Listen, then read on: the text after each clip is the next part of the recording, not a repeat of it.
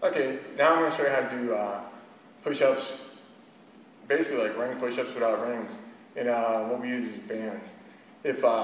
So if you're someplace and you're ringless, you got a set of bands, so you can still do your push-ups.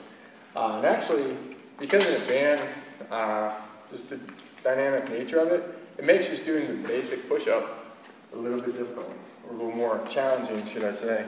So the key is you want to make sure you have the band. Like, these bands are pretty strong, so I got the bar lowered, you know, so I want to get my weight in it, just like that. I want to keep my wrist straight. So then come down, do my push-up, and then come back out.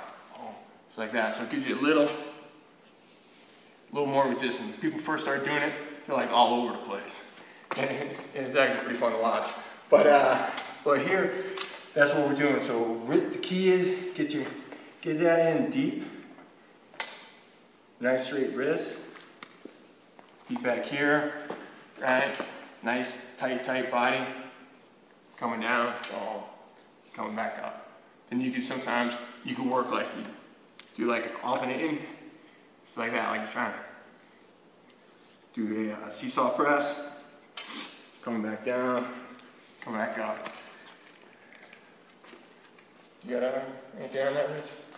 We do a lot of grapplers use this, just due to the fact that you lose the constant of a firm pressure, so you always have a moving, unstable pressure. So it's great for grapplers trying to hold somebody down because they're moving in multiple directions. Also, if you notice when Jeff does, and perhaps demonstrate again, is very controlled down and get a push.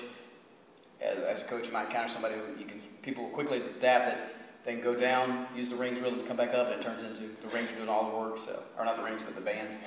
They get a rhythm going, and the rings or the bands do all the work. Yeah, exactly. What you find is it's looking like you're like, oh, this ain't too bad, and they're doing that. That's not what we're doing. It's down, it's controlled, then we're fighting it back up. Okay, so you don't want to be a big fat cheater. Anything else on that? Or even a tall, skinny cheater. That's right. That's right. All right. And while we got the bands in this configuration, what we're going to do is we're going to raise the bar.